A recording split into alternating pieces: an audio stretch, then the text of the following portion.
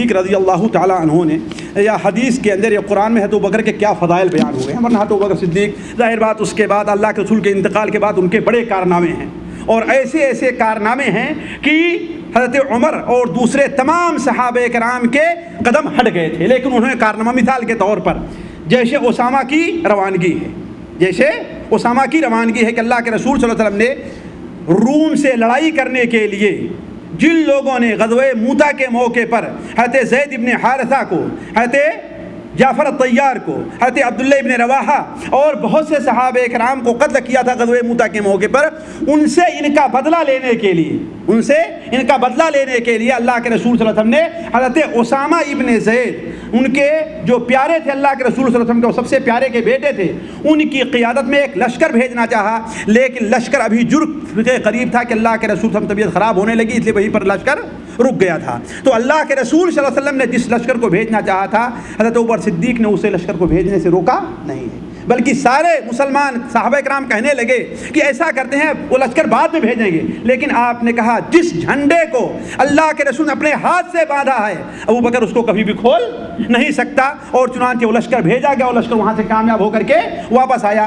مانعین زکوٰۃ، جن لوگوں نے زکوٰۃ دینے سے انکار کر دیا تھا، ان سے آپ نے لڑائی کی۔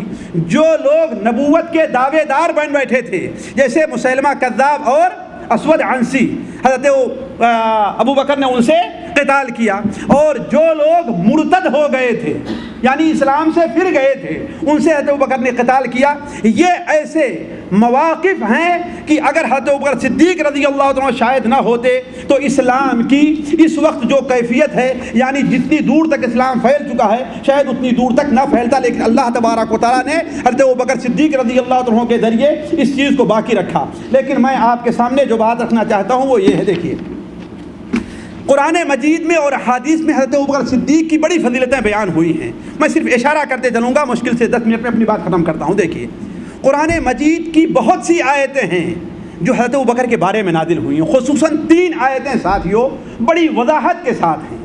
پہلی آیت سورہ توبہ کے اندر ہے، پہلی آیت سورہ توبہ میں ہے، جس میں اللہ تبارک و تعالی مکہ کے مشرکین کو خطاب کر کے کہتا ہے کہ اے لوگو، یا منافقین کو خطاب کر کے کہتا ہے کہ اگر تم رسول کا ساتھ نہیں دینا چاہتے ہو تو نہ دو، اللہ تبارک و تعالیٰ نے اس رسول کو بھیجا ہے اور اس کی مدد کرنے کے لیے کافی ہے۔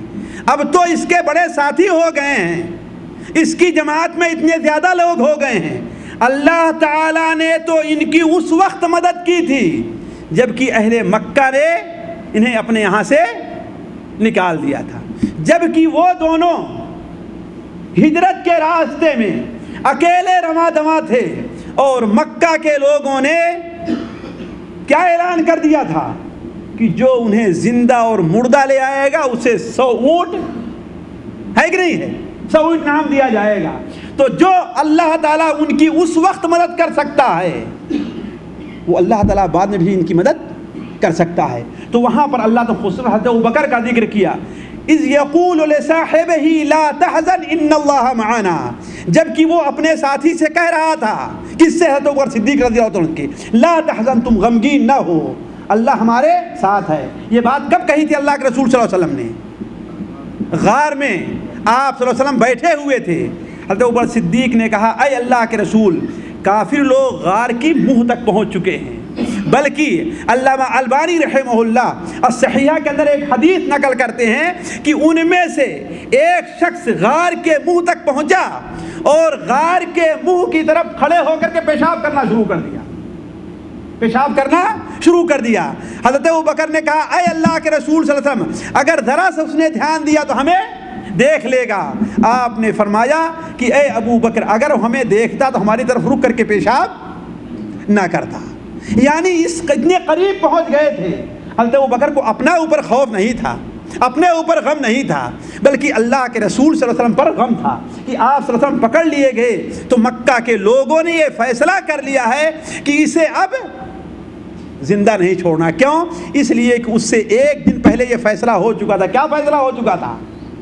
کہ آپ صلی اللہ علیہ وسلم کو قتل کر دیا جائے، ہے کہ نہیں ہے؟ یہ فیصلہ ہو چکا تھا۔ تو آپ صلی اللہ علیہ وسلم نے جب حضرت ابوبکر کی یہ کیفیت، یہ ان کی پریشانی دیکھی تو آپ نے کیا کہا؟ لا تحزن، اے ابو بکر پریشان نہ ہو، ہم صرف 2 ہی آدمی نہیں ہیں بلکہ میرے ساتھ کیا ہے؟ اللہ تبارک و تعالی ہے۔ فَأَنزَلَ اللَّهُ سَكِينَتَهُ، اللہ تعالیٰ نے اپنی سکینت نازل فرمائی۔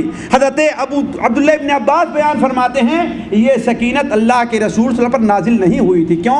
اس لیے آپ پر تو پہلے ہی سکینت طاری تھی۔ یہ سکینت کس پر نازل ہوئی ہے؟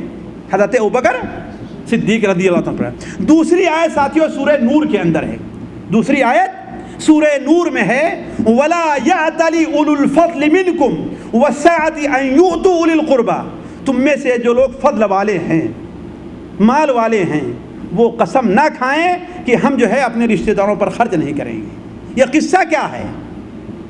حضرت عائشہ رضی اللہ تعالیٰ عنہ جو حضرت ابوبکر صدیق کی سب سے پیاری بیٹی تھی، حضرت ابوبکر صدیق کی سب سے پیاری بیٹی تھی، نبی صلی اللہ علیہ وسلم کے سب سے پیاری بیوی تھی۔ غزوہ بنو مستلق کے موقع پر منافقین نے، بدبختوں نے حضرت عائشہ پر تہمت لگا دی۔ کس بات کی؟ زنا کی، نعوذ باللہ من ذالک۔ عائشہ صدیقہ بنت صدیق یہ کام کر سکتی ہے؟ حاشا للہ۔ روکتے کام جاتے ہیں کہ ان منافقین بدبختوں کو کیا ہو چکا تھا کہ اللہ کے رسول صلی اللہ علیہ وسلم کی سب سے پیاری بیوی تک تو انہوں نے بخشا نہیں ہے، لیکن آپ صلی اللہ علیہ وسلم کھل کر کے کچھ کہہ نہیں پاتے تھے۔ کیوں؟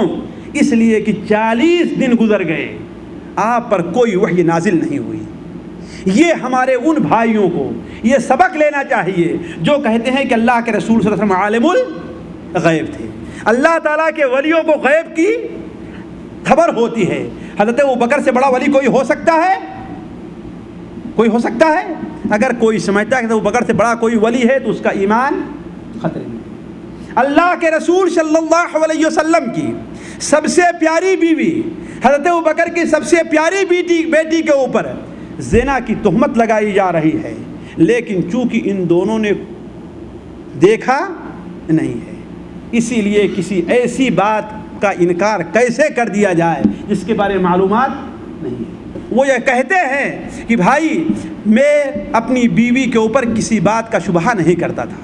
حضرت ابوبکر صدیق اور ان کی بیوی رو رہے ہیں، رات کے اندر نیند نہیں آتی ہے، کہتے ہیں کہ یہ کون سی مصیبت ہمارے اوپر آئی ہے، ایسی بات تو ہمیں زمانے جاہلیت میں بھی نہیں کہی گئی، یعنی ہمیں زمانے جاہلیت میں بھی الزام نہیں لگایا گیا کہ ان کی کسی بیٹی یا بیٹے نے زنا کیا ہو۔ اسلام لانے کے بعد تو یہ بڑی بعید چیز ہے، لیکن حقیقت حال کا پتہ نہیں ہے۔ کتنے دن گزر گئے ساتھیوں؟ 40 دن گزر گئے۔ حضرت عائشہ بیان فرماتی ہیں کہ روتے روتے میرے آنسو خشک ہو گئے تھے، اب میرے اندر آنسو نہیں رہ گئے تھے، پانی نہیں رہ گیا تھا کہ میں دوبارہ روؤں تو میرے آنکھ سے آنسو گریں۔ اب کیا کرتی؟ حقیقت حال کو کس کو خبر ہے؟ اللہ تبارک تعالیٰ۔ جب 45 دن کے بعد وحی نازل ہوتی ہے، 45 دن کے بعد وحی نازل ہوتی ہے تو اللہ تبارک و تعالیٰ کے ذریعے معلوم ہو جاتا ہے کہ حضرت عائشہ کیا ہیں؟ پاک ہیں، بری ہیں، انہوں نے نہ زنا کیا ہے حاشا للہ اور نہ زنا کا ارادہ کیا ہے کہ نہیں ہے؟ 7ویں آسمان سے برات نازل ہو رہی کس کی؟ حضرت عائشہ صدیقہ رضی اللہ تعالیٰ عنہ، اور انہی عائشہ صدیقہ رضی اللہ تعالیٰ عنہا کو جن کی برات کہاں سے اللہ نازل فرماتا ہے؟ 7ویں آسمان سے، اور قرآن مجید کی 16 آیتیں نازل ہوتی ہیں۔ کتنی؟ 16 آیتیں نازل ہوتی ہیں ان کی برات اور ان کی پاکی بیان کرنے کے لیے۔ اور انہی عائشہ رضی اللہ تعالی عنہا کو آج مسلمان کہلانے والی ایک ناپاک اور بدبخت اور منحوس جماعت آج انہیں قسم قسم کے عجوب ان کے اوپر نکالتی ہے، حتیٰ کہ ذرا سے متہم کرتی ہے۔ حاشا للہ، یہ کیسے مسلمان ہیں؟ یہ کیسے مسلمان کہلانے کے حقدار ہیں؟ تو جب یہ بات واضح ہو گئی ہے ابو بکر رضی اللہ عنہ پر کہ ہاں عائشہ کے اوپر الزام لگایا گیا ہے، تو ان الزام لگانے والوں میں منافقین کی چال میں آ کر کے حضرت ابوبکر صدیق کے خالہ یا پھوپھی ذات، خالہ ذات بھائی ہمارے خال لڑکے مصطح ابن اثاثہ بھی آ گئے، انہوں نے بھی ان کا ساتھ دے دیا تھا۔ کن کا؟ منافقین کا۔